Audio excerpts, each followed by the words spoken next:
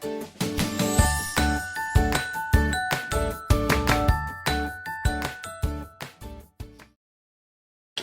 Students, I welcome you all on exam नीति सही दिशा। आप सबका स्वागत है मेरे यानी मालवी कुशाग्र गौर के साथ। तो फिर आज का सेशन शुरू करने से पहले जल्दी से बता दीजिए कैसे हैं आप सब। आई होप आप ठीक होंगे और घर पर होंगे। तो फिर आज मैं लेकर आई हूं आपके लिए एरर डिटेक्शन की सीरीज नंबर 4 यानी कि पार्ट 4। हमारा मिशन याद रखिए, मिशन आईबीपीएस है। इस बार तो आईबीपीएस आरआरबी में हम पीओ या क्लर्क बनकर ही रहेंगे। और दूसरा, अब नहीं भारी इंग्लिश की तैयारी। तो फिर ठीक है, आज कुछ नया है तो देख लेते हैं क्या नया है। नया यह है कि इस बार भी आपको एरर गिवन है, पर एक नए पैटर्न की। सर मैम, मैं आपको इतनी तरह की एरर प्रैक्टिस करा दूंगी कि फिर पेपर उन्हीं में से आएगा, उनसे बाहर आ ही नहीं पाएगा। तो अब एक नया पैटर्न सीखने की कोशिश करते हैं। देख लीजिए, यहां पर आपको एक सेंटेंस गिवन होगा अगेन, जिसके 5 पार्ट होंगे, राइट। उसमें से एक पार्ट ठीक होगा, हाईलाइटेड होगा, बोल्ड होगा और ठीक होगा। अब कितने पार्ट्स बचे? 4, ठीक। 5 में से 4 पार्ट्स बचे। उन 4 में से आपको कोई 2 करेक्ट पेयर चूज करने हैं। और if none of the options follow your choice, अगर आपका जो आपने ऑप्शन सही वाले चूज किए हैं, अगर आपको वो ऑप्शंस में दिखाई नहीं दे रहे हैं, तो फिर नन ऑफ दीज आपका आंसर होगा, ठीक है। यानी कि आपको 5 में से एक ठीक पता चल गया, 4 बचे। 4 में से आपको 2 करेक्ट बताने हैं, यानी कि 2 गलत होंगे या उनसे ज्यादा अगर हो सकते हैं। अगर हुए और आपको पेयर में नहीं मिल रहे हैं तो फिर नन ऑफ दीस का ऑप्शन चूज करना होगा आपको, ठीक। तो चल जाते हैं, बढ़ जाते हैं जल्दी से। आज बहुत ध्यान रखिएगा क्योंकि आज एरर नहीं, आज करेक्ट वाला पार्ट चूज करना है। तो ठीक है, क्वेश्चन आ चुका है और ये शुरू हो जाता है टाइमर। क्वेश्चन पढ़िए टाइमर के साथ ताकि आपकी स्पीड बने। जल्दी। Agriculture Department prepared a draft notification and the Ministry of Environment and Forest, Government of India has accepted it. जल्दी से सॉल्व कीजिए। ओके, टाइमर चला गया, आंसर चेक करते हैं। आंसर है ऑप्शन नंबर 2 यानी कि सी और डी ठीक है, ठीक। सी और डी ऑप्शन जो है वो करेक्ट पेयर है। क्यों?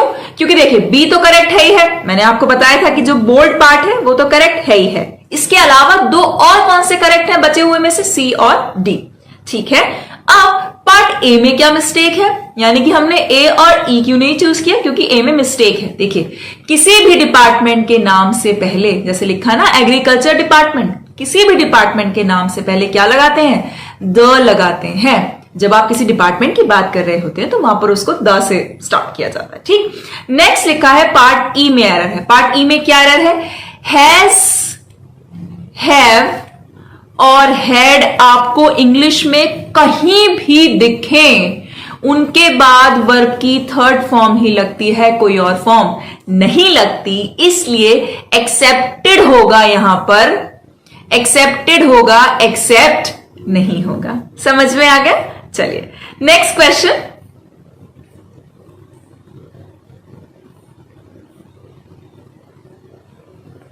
टाइमर आ चुका है, जल्दी से पढ़ लीजिए भाई। सेशन पसंद आ रहा है तो अपने फ्रेंड्स में भी शेयर कर दीजिए ताकि वो भी देख पाए और वो भी सीख पाए।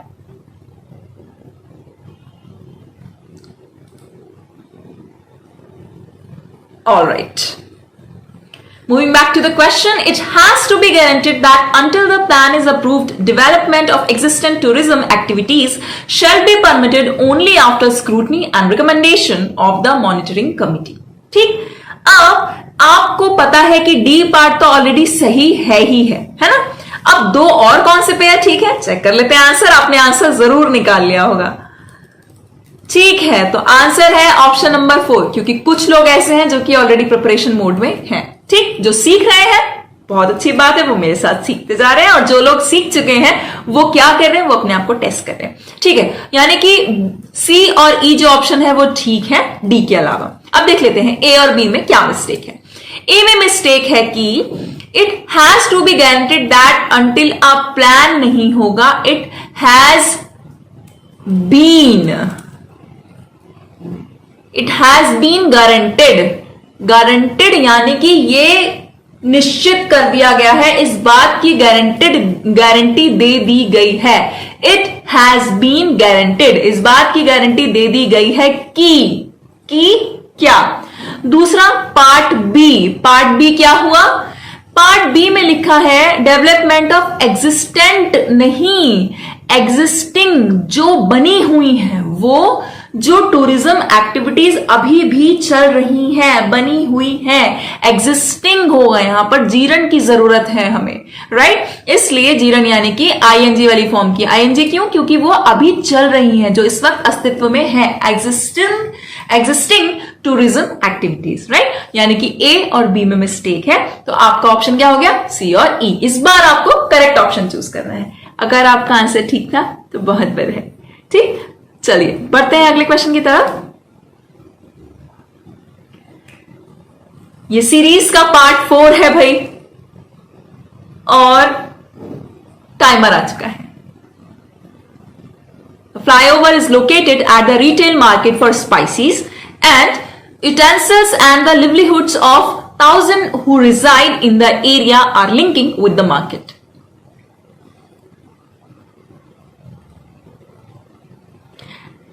देखिए, कोई चीज थोड़ी सी कॉम्प्लेक्स हो सकती है, थोड़ी सी समझने में प्रॉब्लम हो सकती है या देर लग सकती है, लेकिन ऐसा नहीं हो सकता कि समझ में नहीं आएगी। फिर से सुनिए, ए पार्ट हाईलाइटेड है, पक्का।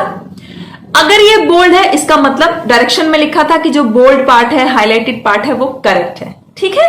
अब आपको इसके अलावा 2 और करेक्ट पेयर चूज करने हैं। अगर आपको वो ऑप्शंस में नहीं दिखते तो आपको नन ऑफ दीज चूज करना है, यही कहा था ना, ठीक है। तो आंसर चेक कर लेते हैं। आंसर है option number 1, that is B and C, यानी कि बी और सी ए के अलावा सही है, यानी कि डी और ई में मिस्टेक है। क्या मिस्टेक है, देखिए, लिवलीहुड्स ऑफ 1,000 नहीं, लिवलीहुड ऑफ थाउजेंड्स, हजारों लोगों की आजीविका, हजारों लोगों की कमाई, राइट। तो यहां पे क्या होगा, थाउजेंड्स होगा, ठीक। और ई पार्ट क्या है, in the area are linked, वो जुड़े हुए हैं, उन एरिया में रहते हैं जो कि जुड़े हुए हैं। किससे जुड़े हुए हैं, मार्केट से जुड़े हुए हैं। जो मार्केट से जुड़ नहीं रहे हैं, देखिए कुछ एरिया है, कोई एरिया है जहां पर लोग रह रहे हैं और वो एरिया मार्केट से जुड़ा हुआ है, जुड़ नहीं रहा है ना। तो जुड़ा हुआ है इसलिए वहां पर लिंक्ड आएगा, लिंकिंग नहीं आएगा। चलिए moving on to the next 49 question इस सेशन का पढ़ लेते हैं जल्दी से और सॉल्व करने की कोशिश करते हैं टाइमर के साथ। 200 meter section came crashed down suddenly in a crowded street around lunchtime, crushing pedestrians and vehicles under huge concrete slabs.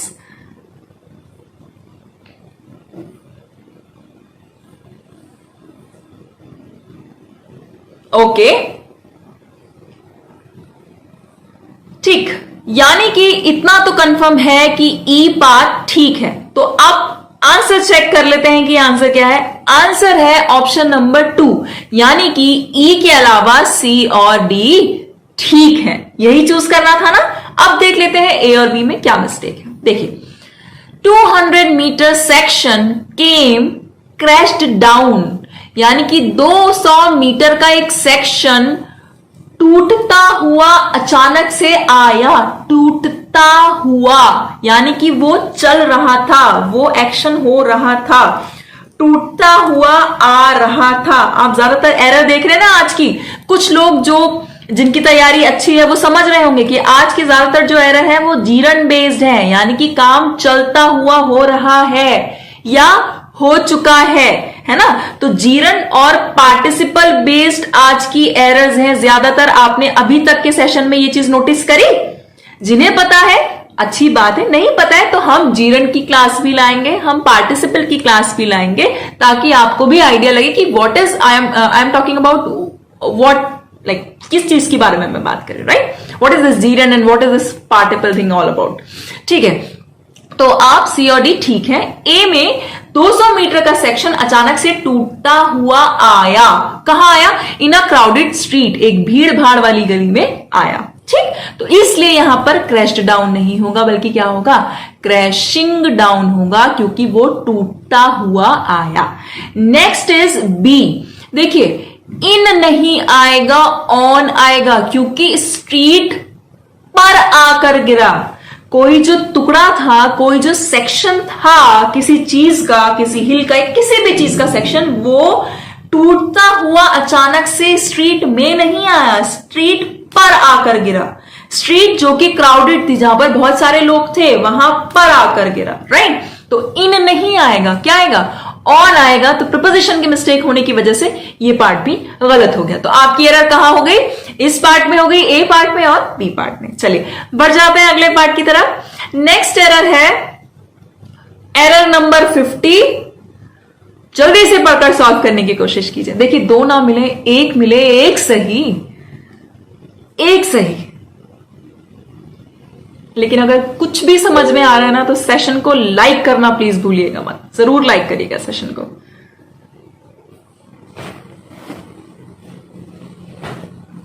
Okay, ठीक। 1,000 elephants threatened by starvation have journeyed through the hills, making a slow migration from tourist sites forced shut by the pandemic. ठीक, यानी कि elephants के migration की बात हो रही है, जो कोरोना की वजह से, पैंडेमिक यानी कि महामारी की वजह से क्या कर रहे हैं, माइग्रेशन कर रहे हैं। ठीक, आंसर चेक कर लेते हैं। आंसर है option number 5, that is none of these. यानी कि इन ऑप्शंस में से, जो ये ऑप्शंस गिवन है, इनमें से कोई नहीं, यानी कि कोई और ऑप्शन है लेकिन इन दोनों में से कोई नहीं। देख लेते हैं सी में क्या मिस्टेक है। सी में मिस्टेक यह है, वही जो रूल मैंने आपको अभी बताया था, हैज, हैव, हैड के साथ वर्ब की थर्ड फॉर्म आएगी, इसलिए यहां पर जर्नी नहीं होगा। यहां पे जर्नी जो है वो नाउन नहीं है, यहां पर यात्रा कर रहे हैं, इस समय बने हुए हैं, राइट। मतलब यहां पर उनकी बात चल रही है जो कि इतनी मतलब कर चुके हैं, हैज हैव हैड, यानी कि वो इतनी यात्रा कर चुके हैं। तो इसलिए यहां पर क्या लगेगा, जर्नीड लगेगा, क्योंकि आपको पता है सिंपल सा रूल है, हैज हैव हैड के साथ वर्ब की थर्ड फॉर्म लगती है, इसलिए जर्नी नहीं आएगा बल्कि क्या आएगा, जर्नीड आएगा। एक पॉइंट। दूसरा पॉइंट है पार्ट ई। पार्ट ई क्या है, देखिए 1,000 एलिफेंट्स ए में लिखा है, फिर थ्रेटन्ड ईडी लगा है, यानी कि सेंटेंस कैसे चल रहा है, पास्ट में चल रहा है, यानी कि आतंकित होके, इस खतरे से आतंकित होके, स्टारवेशन मतलब भूखमरी, उन्हें एलिफेंट्स को क्या लग रहा है कि अब भूखमरी की नौबत आने वाली है ना। ऐसा करते हुए उन्होंने शुरू कर दिया, वो कर चुके हैं, यानी कि ईडी ईडी लगा हुआ है। तो यहां पर पास्ट की बात चल रही है, क्योंकि वो ये काम कर चुके हैं, इसलिए यहां पर फोर्स शट नहीं आएगा बल्कि क्या आएगा, फोर्स्ड शट आएगा।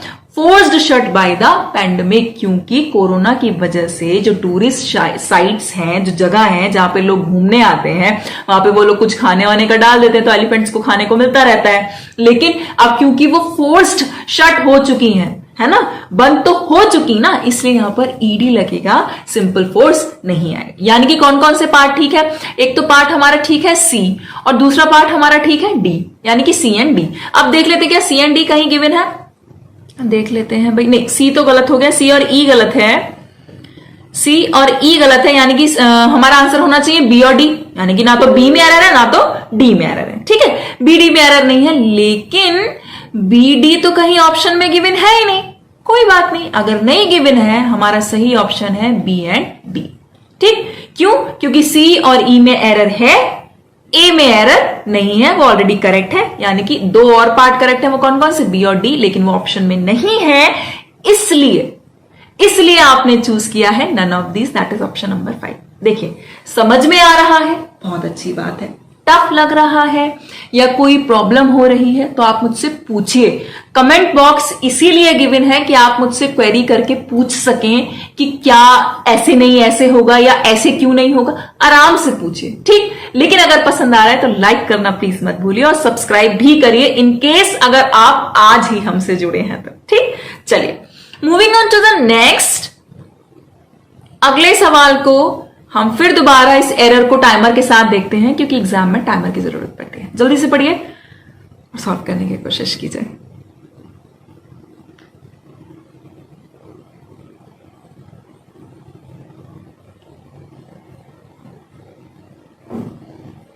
जल्दी जल्दी, टाइम खत्म होने वाला है और गया। ठीक, एग्जाम में भी कुछ ऐसा ही माहौल होता है। ठीक, on the issue of balance duty exemptions, the economic survey had pointed out that the duties were not impose on several items of imports. ठीक, चलिए अब आंसर है बोथ सी एंड ई, यानी कि सी और ई पार्ट करेक्ट है अलॉन्ग विद ए तो correct ही है, उसके अलावा सी और ई है, यानी कि बाकी पार्ट्स में एरर है। क्या एरर है?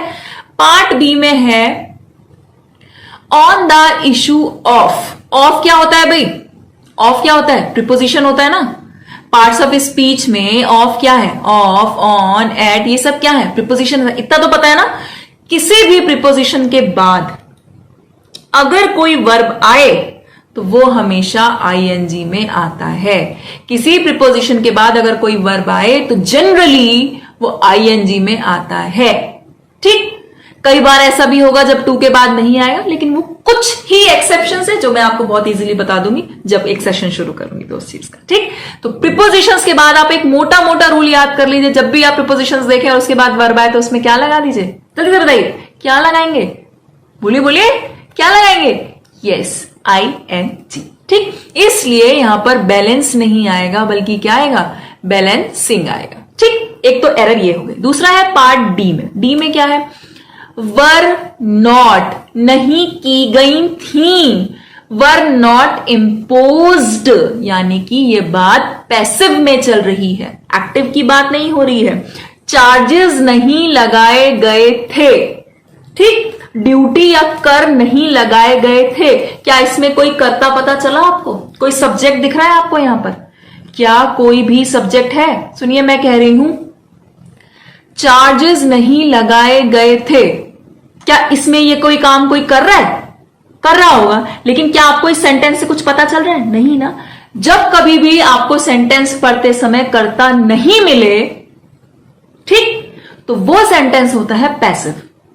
ठीक, आंख बंद करके सुन लीजिए, पूरी इंग्लिश में अगर कहीं पर भी आपको पैसिव देखने के लिए मिले तो सीधे जाइएगा और वर्ब की थर्ड फॉर्म लगा के चले आइएगा।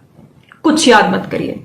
कहीं भी जब सेंटेंस शुरू हो और आपको कर्ता नहीं मिल रहा, फिर वहां पर समझ जाइए कि वो पैसिव है, और पैसिव जहां भी दिखे वहां पर वर्ब की थर्ड फॉर्म यूज होती है, कोई और फॉर्म यूज नहीं होती। इसलिए इम्पोज, इम्पोज की first form impose, second form imposed, और थर्ड फॉर्म यानी कि जो पार्टिसिपल इसकी फॉर्म है वो क्या होगी? इसकी फॉर्म होगी इम्पोज्ड, वर्ब की थर्ड फॉर्म इम्पोज्ड। क्लियर? ठीक है, अब आ जाते हैं क्वेश्चन नंबर 52 पर और देख लेते हैं कि हमारा क्वेश्चन क्या है। जल्दी से पढ़कर इसे सॉल्व करने की कोशिश कीजिए। A factor that could have a bad effect on the make in India initiative will be India decision to join a US led mega regional free trade pact. पढ़ लिया? जल्दी से सॉल्व करने की कोशिश कीजिए, बहुत टफ नहीं है, सिर्फ पैटर्न बदला है। ओके, टाइमर खत्म।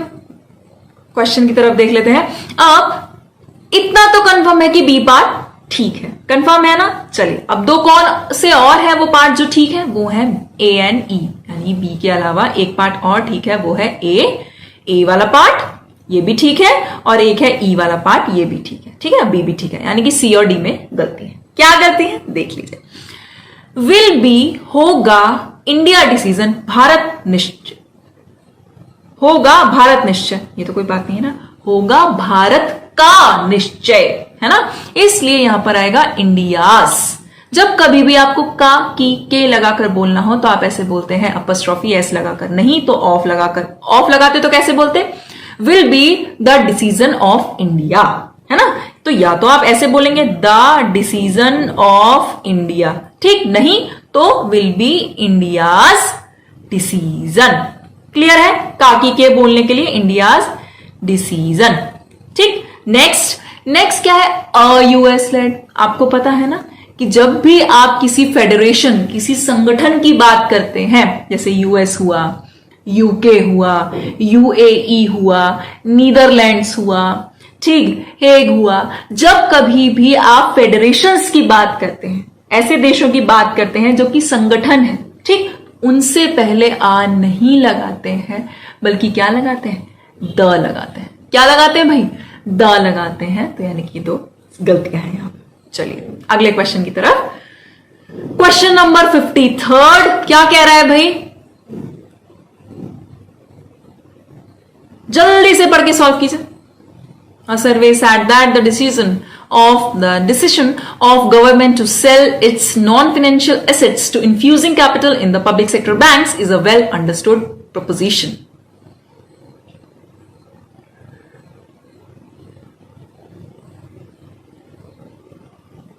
ठीक, अब समझ लीजिए, कुछ रूल्स हैं वो ध्यान में रहें तो मदद करेंगे आपकी। क्या? टू के साथ हमेशा वर्ब की फर्स्ट फॉर्म लगानी है। रूल नंबर 1, कहीं पर भी प्रिपोजिशन दिखाई दे, भाई देखिए नोट कर लीजिए या स्क्रीनशॉट ले लीजिए। कहीं पर भी प्रिपोजिशन दिखाई दे तो वर्ब की फोर्थ फॉर्म यानी कि आईएनजी वाली फॉर्म लगा दीजिए। ठीक, अगर वर्ब आता है उसके बाद तो।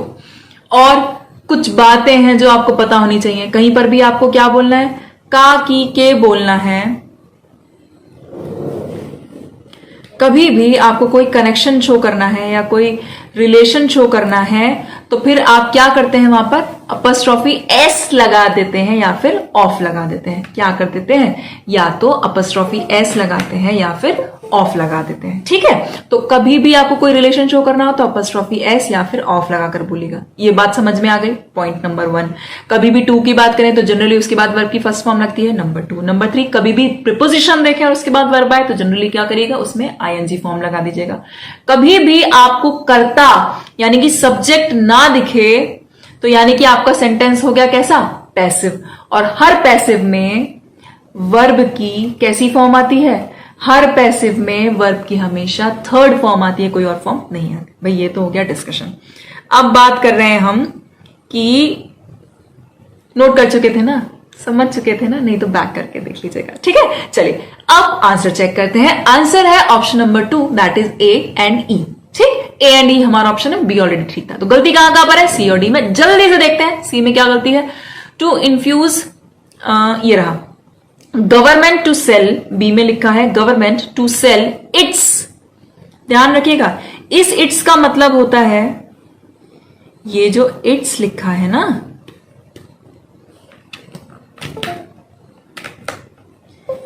ये जो इट्स लिखा है इसका मतलब होता है इट इज, है ना? इसका मतलब क्या होता है? It is. लेकिन गवर्नमेंट अपना, यहां पर बात कर रहे हैं गवर्नमेंट के प्रोनाउन की, है ना? गवर्नमेंट अपना, तो उस इट्स को बोलते हैं ये वाला इट्स। अपस्ट्रॉफी वहां पर नहीं लगता। हम यहां पर शॉर्ट फॉर्म की बात नहीं कर रहे हैं, यहां पर हम प्रोनाउन की बात कर रहे हैं। ठीक, तो गवर्नमेंट अपना its non financial assets to infusing. एक रूल बताया था ना कि टू के बाद वर्ब की कैसी फॉर्म?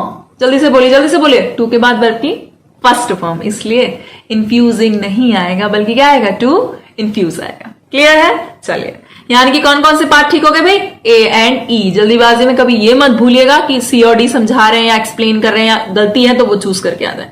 ये भी मिस्टेक हम बहुत करते हैं। ठीक है, अगला क्वेश्चन,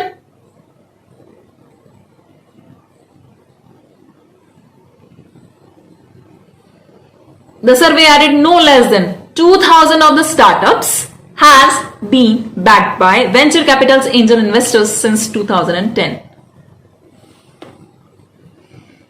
लैंग्वेज कितनी भी टफ हो, ग्रामर के बेसिक रूल्स अपने रहते हैं, चेंज नहीं होते। ठीक, टाइमर समाप्त। आंसर चेक कर लेते हैं, यानी कि ए और ई पार्ट तो ठीक है, यानी कि हमें बी, ए और ई में से ये 3 पार्ट करेक्ट है। बी तो हाईलाइटेड है ही, ए और ई कहां है? ऑप्शन नंबर 4, यानी कि ऑप्शन नंबर 4 हमारा करेक्ट है। ठीक, अब देख लेते हैं गलती कहां कहां पर है। गलती है सी और डी में। सी में क्या है? Venture Capitals angel investors. Venture capital angel investors, अच्छा ये तो डी पार्ट है। ये रहा एक तो वेंचर, अगर हम डी की भी बात करें तो वेंचर कैपिटल्स नहीं आएगा बल्कि क्या आएगा? Venture capital. ये एक क्या है? नाउन है, किसी का नाम है। फॉर एग्जाम्पल अगर उसका नाम है स्टेट बैंक ऑफ इंडिया, ठीक, तो आप उसे स्टेट्स बैंक ऑफ इंडिया थोड़ी ना बोल सकते कि हमारा मन किया तो हम उसे स्टेट्स बैंक ऑफ इंडिया बोलेंगे, ऐसा थोड़ी ना होता है। इसलिए वेंचर कैपिटल एक एंजल पूरा ग्रुप है ना?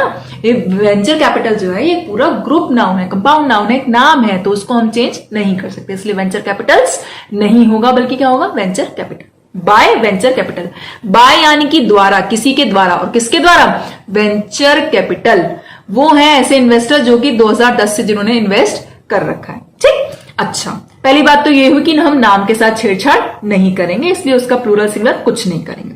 दूसरी चीज, सी में क्या लिखा है उसके लिए बी पढ़ लेते हैं। 2000 ऑफ द स्टार्टअप्स, यानी कि 2000 स्टार्टअप्स जो हैं, जो नया नया बिजनेस है, एक दो नहीं, कितने, 2000, यानी कि बहुत सारे हैं। तो क्या लगेगा, आप अपने कॉमन सेंस के साथ बताइए, उसको यूज करते हुए बताइए, हैज लगेगा या हैव लगेगा। भाई एक नहीं है, एक से ज्यादा है, वो भी 2000 है, तो क्या लगेगा, हैज नहीं लगेगा बल्कि हैव लगेगा। कि जो 2000 इन्वेस्टर, ये जो स्टार्टअप्स हैं, उनको सपोर्ट कर रहा है, बैक्ड बाय, बैक कर रहा है मतलब सपोर्ट कर रहा है, बैक्ड बाय, उनको सपोर्ट कर रहा है। कौन कर रहा है support, venture capital angel investors. और कब से कर रहे हैं, सिंस 2010। ठीक, निश्चित समय गिवन है, निश्चित साल गिवन है, तो इसलिए यहां पर सिंस लगेगा, फॉर नहीं लगेगा। चलिए, समझ में आ रहा है तो भाई सेशन को प्लीज लाइक कीजिए, इससे मोटिवेशन बहुत मिलता है। ठीक, रिव्यू जरूर दीजिए कि क्या समझ में आ रहा है, या किस चीज को समझने में प्रॉब्लम हो रही है, या आपने एग्जाम के लिए इस बार कौन सा अटेम्प्ट है, या आपका क्या, ये आपका फर्स्ट अटेम्प्ट है। बातें कीजिए भाई कमेंट बॉक्स में, बताइए थोड़ा सा, और कोई क्वेश्चन हो, कोई क्वेरी हो तो प्लीज पूछते रहिए। ठीक, moving on to the next 55th question आज के सेशन का।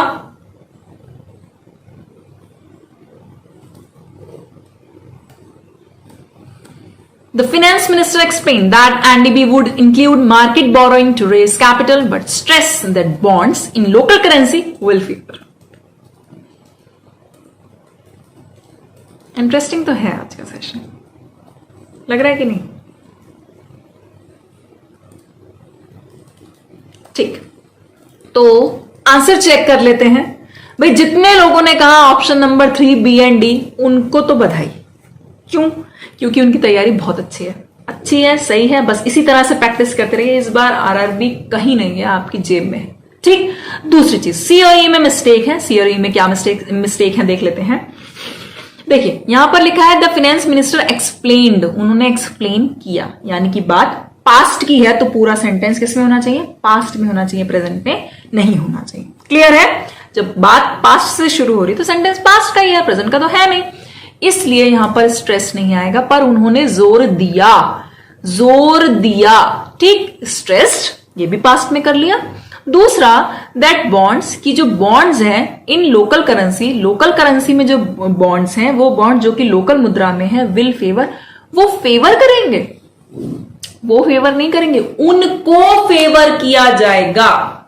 देख रहे हैं ना आप, इसकी टोन कैसी है, इसकी टोन है पूरी पैसिव। सुनिए, फिर से सुनिए। The finance minister explain, finance minister ने एक्सप्लेन किया कि एनडीबी विड इंक्लूड, एनडीबी क्या है, इंक्लूड करेगा मार्केट बोरोइंग, मार्केट से उधारी को क्या करेगा, इंक्लूड कर लेगा, इस चीज को शामिल कर लेगा। टू रेज कैपिटल, कैपिटल बढ़ाने के लिए अपने पास वो मार्केट से उधार लेना, ये प्रोसेस शुरू करेगा। बट स्ट्रेस्ड, लेकिन इस बात पे जोर दिया कि उन बॉन्ड्स के माध्यम से लेगा जो कि लोकल करेंसी में होंगे। ठीक, तो उनको ज्यादा फेवर किया जाएगा, उनको ज्यादा फेवर किया जाएगा, इसलिए विल फेवर नहीं, विल बी फेवर्ड। जो लोकल करेंसी में बॉन्ड्स होंगे उनको ज्यादा फेवर किया जाएगा। ठीक, उन्होंने ऐसा कहा कि वो शुरू तो करेगा, लेकिन जो बॉन्ड्स इस तरह के होंगे उनको ज्यादा किया जाएगा। ठीक, उनको किया जाएगा, कौन करेगा नहीं बताया ना, आगे बात चल रही है, वो इंक्लूड करेगा, लेकिन कौन करेगा यहां पर नहीं बताया ना। तो किया जाएगा यानी कि पैसिव है, तो यहां पर आएगा विल बी फेवर्ड। ठीक, पैसिव में ईडी लग के आपकी बात हो गई। मूविंग ऑन टू द नेक्स्ट, अगला क्या है,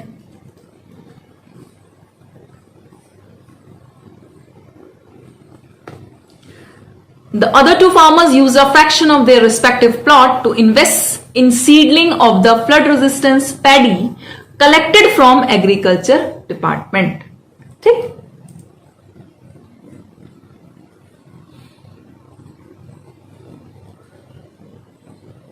ओके, टाइम रखत, हम देख लेते हैं, आंसर चेक कर लेते हैं। भाई बधाई, बहुत बहुत कंग्रेचुलेशंस कुदर्स जिन्होंने कहा option number 4 A and D, क्योंकि उनकी तैयारी अच्छी है। ठीक, अब सीख भी लेते हैं, समझ भी लेते हैं, क्या पता कुछ नया सीखने के लिए मिले। क्या है, सी के साथ, सी पार्ट में एरर ये है कि टू के साथ वर्ब की फर्स्ट फॉर्म लगती है। अब तक तो हम ये बात सीख ही चुके हैं, टू के साथ वर्ब की फर्स्ट फॉर्म लगती है, इसलिए टू इन्वेस्ट होगा। नेक्स्ट क्या है, पार्ट ई, फिर वही बात, डिपार्टमेंट का नाम है, एक पूरे डिपार्टमेंट का नाम है और डिपार्टमेंट के नाम से पहले जनरली क्या लगता है, ता लगता है। ठीक है, बढ़ जाते हैं अगले सवाल की तरफ।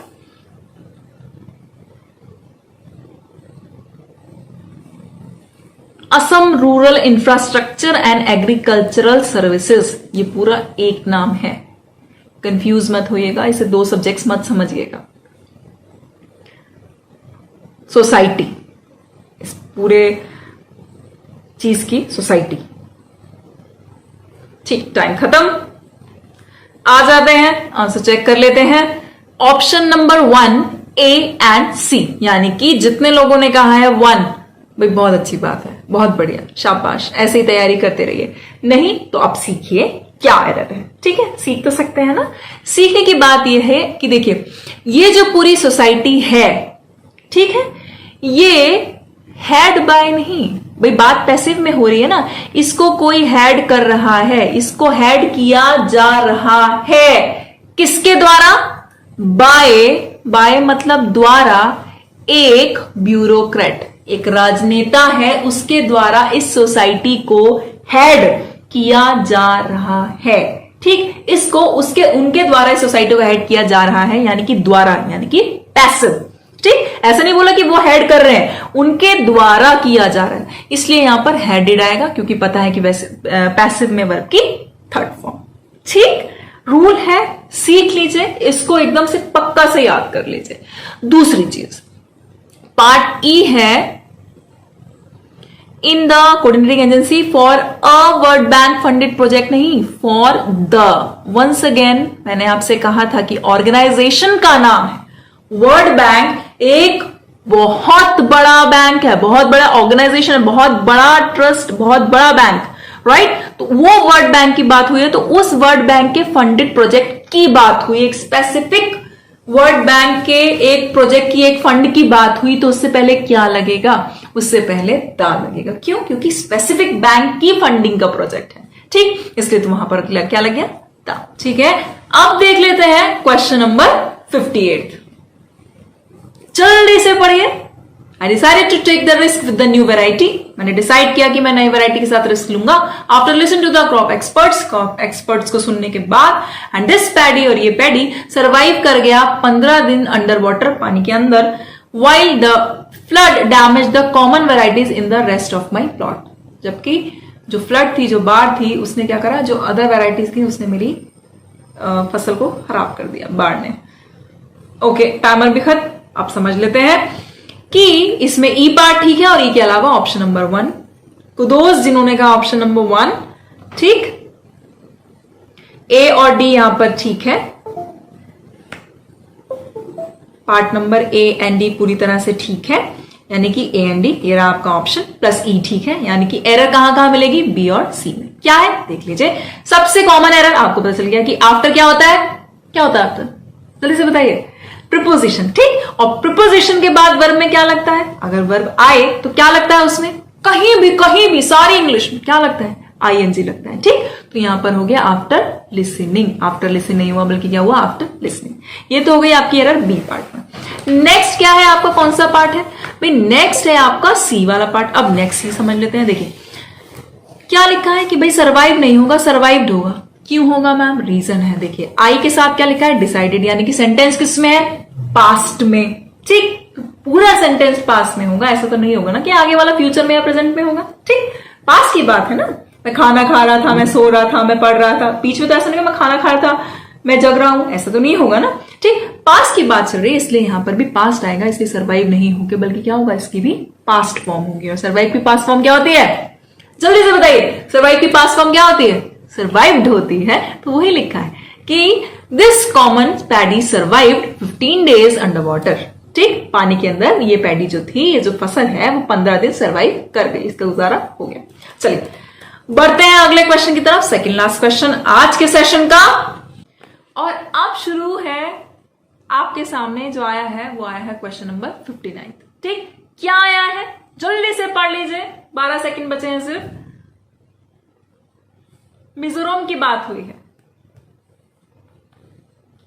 मिजोरम की बात हुई है। ठीक है, चलिए जल्दी से देख लेते हैं ओके, टाइम खत्म। ठीक, इतना तो कंफर्म है कि कौन सा पार्ट ठीक है।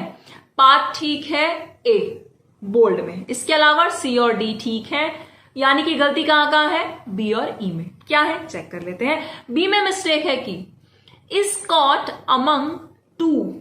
टू लिखा है। पूरी इंग्लिश में कभी भी जब दो व्यक्तियों की बात हो या दो लोगों की बात हो या दो चीजों की बात हो तो क्या लगता है प्रीपोजिशन में, बिटवीन लगता है, अमंग नहीं लगता। ठीक है, क्या लगता है, बिटवीन। तो एक तो गलती हो गई इस बार। दूसरी क्या है, ई में। ई में क्या लिखा है, on the frequently tremors. Tremor क्या है, नाउन। ट्रेमर मतलब झटका, वाइब्रेशन, कंपन, है ना, छू नहीं सकते, महसूस करते हैं। नाउन, भाववाचक संज्ञा। नाउन को क्वालिफाई कौन करता है, एडजेक्टिव, यानी कि विशेषण।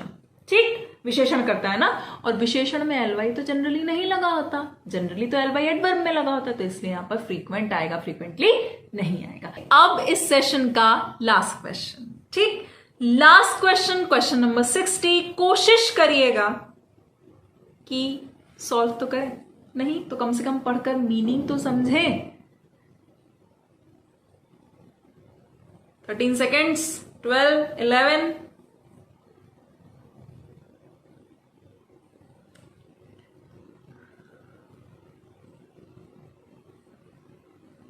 Okay, time's up. Malkangiri had been one of. अब एक बात सुनिए, हम जब कभी भी वन ऑफ का यूज करते हैं और उसके बाद कभी भी अगर एडजेक्टिव आता है तो वो हमेशा सुपरलेटिव डिग्री में आता है। चाहे तो नोट कर लीजिए, चाहे तो स्क्रीनशॉट ले लीजिए। ठीक, ये मत सोचिएगा कि सेशन के दौरान मैंने सुन लिया तो मुझे याद हो गया। ठीक, नोट कर लीजिए या फिर स्क्रीनशॉट ले लीजिए। तो इसलिए वन ऑफ द वर्स्ट होगा। क्यों, क्योंकि एक डिग्री होती है बैड, फिर वर्स, कंपैरेटिव होती है उसकी वर्स, और उसकी सुपरलेटिव क्या होती है, उसकी सुपरलेटिव होती है वर्स्ट। ठीक, वन ऑफ द वर्स्ट। ठीक, माओइस्ट अफेक्टेड डिस्ट्रिक्ट्स। क्यों, क्योंकि वन ऑफ के साथ नाउन हमेशा कैसा आता है भाई, वन ऑफ के साथ नाउन हमेशा प्लूरल आता है। इस बात की अच्छी से अपने मन में ये बात रख लीजिए और इस बात की अच्छे से क्या कहते हैं कि एक नोट बना लीजिए इस बात को। क्या कि वन ऑफ के साथ कभी भी पूरी इंग्लिश में कहीं भी कोई भी सिखाए, किसी भी चैनल पे या कुछ भी बोले, ठीक, वन ऑफ के साथ ये तो पक्का है कि नाउन हमेशा प्लूरल होगा, नंबर 1। नंबर 2, जब भी एडजेक्टिव आएगा तो अपनी सुपरलेटिव डिग्री में आएगा, यानी कि पार्ट ए में मिस्टेक है, पार्ट बी में भी मिस्टेक। ठीक, सी पार्ट ऑलरेडी ठीक है, तो यानी कि बचे कौन कौन से दो, डी और ई बचे, तो डी और ई ठीक होंगे। डी और ई कहां गए बिना, ऑप्शन नंबर 3 में। आंसर चेक कर लेते हैं, बिल्कुल ठीक, यही है आपका आंसर भाई। ठीक, यही बात है ना, यही आंसर है ना। आंसर हो गया आपका ऑप्शन नंबर 3, डी एंड ई। तो अगर आपको ये सेशन समझ में आया, पसंद आया, अच्छा लगा, तो प्लीज इसे लाइक करना भूलिएगा मत। और अगर आपने अब तक भी हमें सब्सक्राइब नहीं किया तो प्लीज आप हमें सब्सक्राइब कर लीजिए। ठीक, इस तरह के बहुत सारे सेशंस के साथ मैं फिर आऊंगी और मैं फिर मिलूंगी आपसे। तब तक के लिए keep practising, stay safe and till then carpe डियम।